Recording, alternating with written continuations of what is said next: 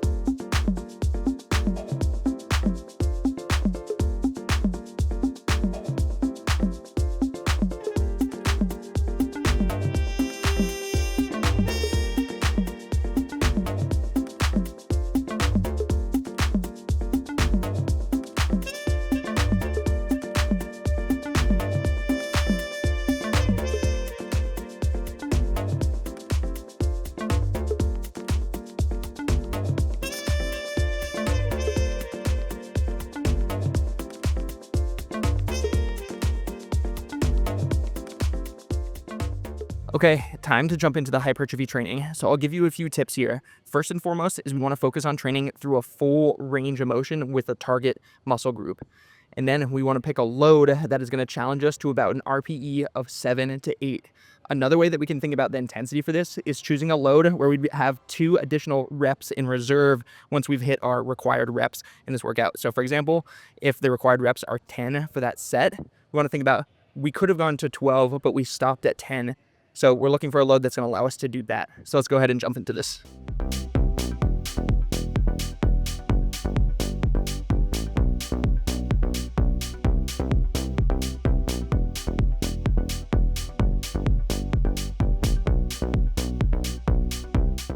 So as you can see for these exercises, we're supersetting, which means we're doing exercises back to back, and we actually have no rest periods here. And this is going to allow us to do two things. One is get the work done a lot quicker, which is great. It saves us time in our warm-up. Second is we're going to be able to create a larger metabolic response because we're rushing into our next set. Basically, we're not allowing our body to flush those metabolites before our next one. So the way that we set up the superset is we have one exercise hitting a specific target muscle group, and then our secondary exercise should not be hitting that muscle group. It should be doing something different. So for example, for this one, we're doing bicep curls and then basically a bench push-up, which is going to be a little bit more chest and triceps.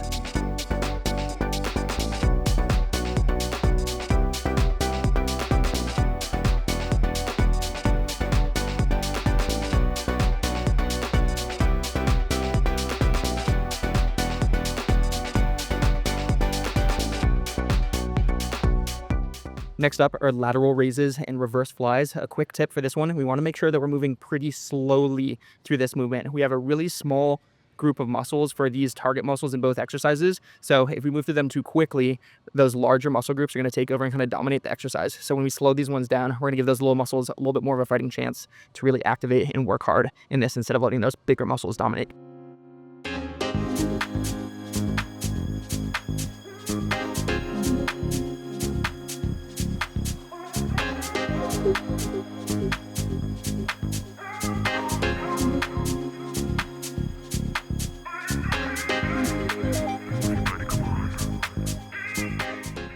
Last thing to do before we jump on the wall is fire up our grip. So we're going to do barbell finger curls. I absolutely love doing this with a barbell because of the cylindrical grip, makes it really comfortable on the joints. And then also it's super easy to progressively overload. You can just stack basically infinitely more weight onto this to challenge your grip, which is awesome. So we're going to go for 10 reps or 10 to 15 reps with our barbell finger curl, and then we're going to do some RDLs since we're already kind of holding it in that position just to fire up our hamstrings and our glutes a bit. And then we'll do one arm hangs in combination with elevated heel squats. So firing up our grip and then supersetting it with a little bit of lower body, which we kind of skipped earlier, to make sure that we hit it before we jump on the wall.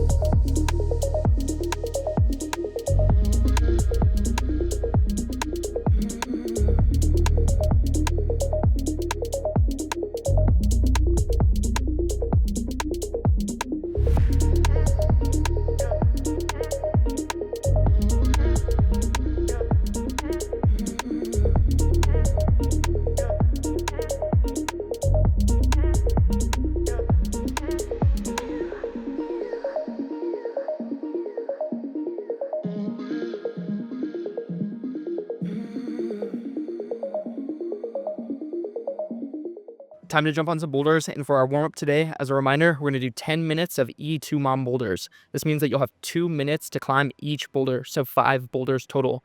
If you finish your boulder early, be sure to use the rest of that time to track down your next boulder so you can start at the beginning of the 2-minute mark.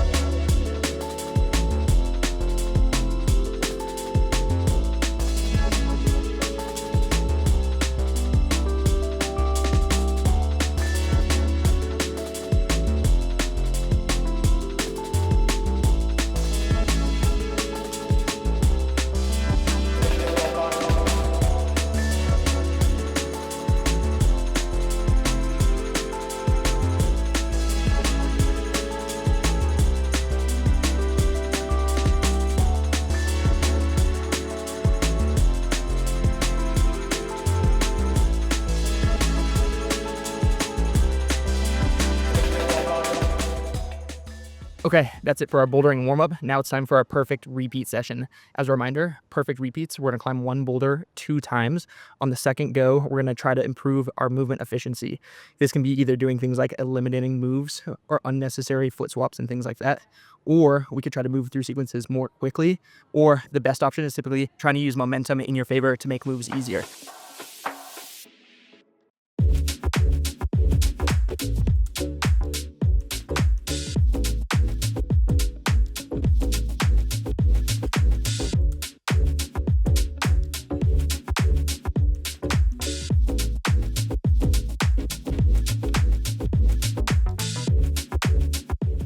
Okay, the first attempt went all right. I had a foot pop and I used all the hands that I had on this problem. I don't think I'm going to need to use all the hands on this next go. So I'm going to try to keep my feet on, try to move through this section a little bit quicker since I have it down now. And then the top section, I'm just going to try to go to the lip a little bit earlier instead of working all the way out right.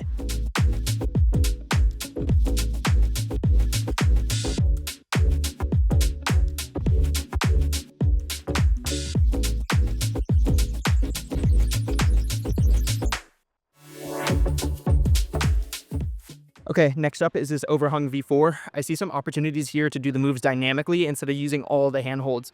So I'm going to try going statically or doing it as intended first, and on the second go, I'm going to eliminate some holds and try to go for some bigger moves.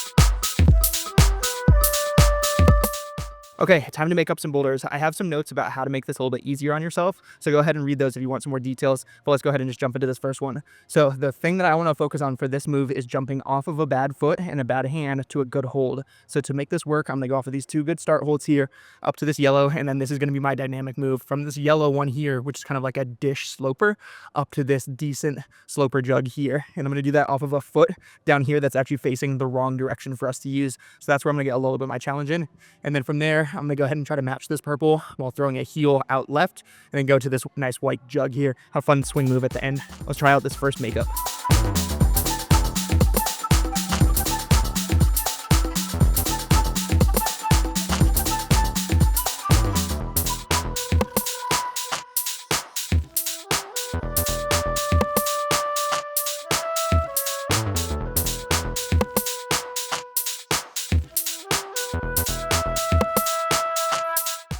Okay, two things to think about here. They're going to make or break this move. The first one for me is the arc in which we're moving our center of gravity or our belly button in. We need to be moving away from the wall first and then up the wall. This is going to allow us to push really hard off of this left foot to generate momentum, even though it's not really on anything. And then from there, the second thing we need to think about is driving down super hard with our right hand. This is going to help us move in the right direction and move up the wall and stay close.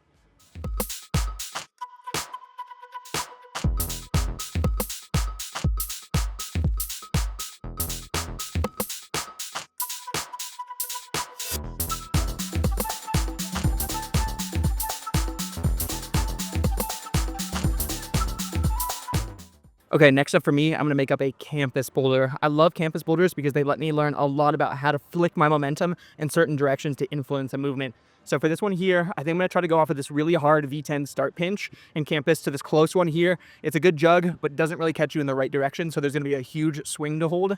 From there, I'll establish on this, grab one of these jugs, and then I'm going to try to do a dynamic move where I'm going to swing left and right here, then go for a match on that purple one before I jump out sideways to this blue sloper, which again is going to be pretty hard to catch, but I think I got it.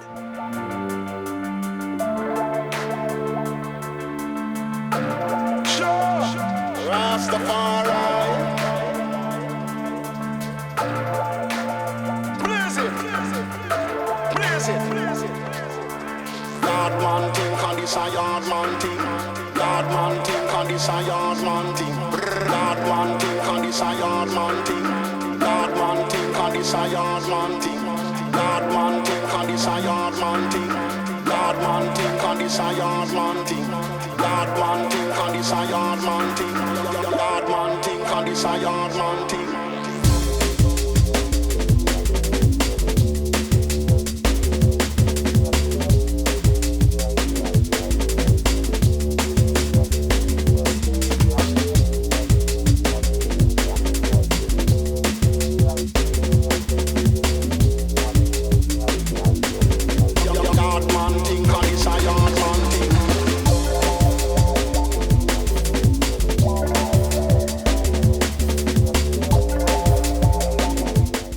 Okay, last thing to do in our session today is a little bit of core work before we head out of here. We're going to start with hanging toes to bar or hanging knee tucks, and then we're going to jump into a pressing variation for core. So we haven't done this yet, but this is a great way to balance out any of the hanging work that we've done for our core as well. And it'll also allow us to get our grip out of the equation, where our grip is going to be a factor here, and it might limit us, especially at the end of a session. If we start to fail in our grip and we haven't really successfully failed at our core, then we have a problem.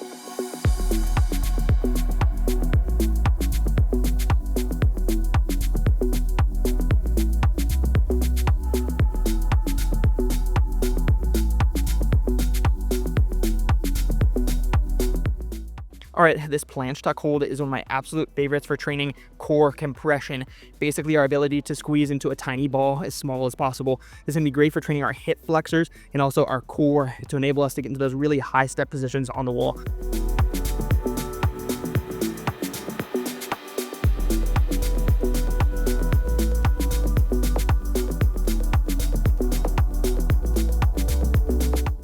Okay, that's it for workout number 4. Just as a quick recap, we started things out with some hypertrophy training, and then we jumped on the wall to refine our movement proficiency, doing drills like perfect repeats, which allowed us to climb the same boulder twice, working on refining our beta between attempts. And then we did things like makeup boulders, which basically allows us to look for new opportunities to move and grow on the wall. So if you're enjoying these videos, be sure to check us out on School, where you'll also find pre-written programs and other courses put together by me. I'll see you in workout number 5.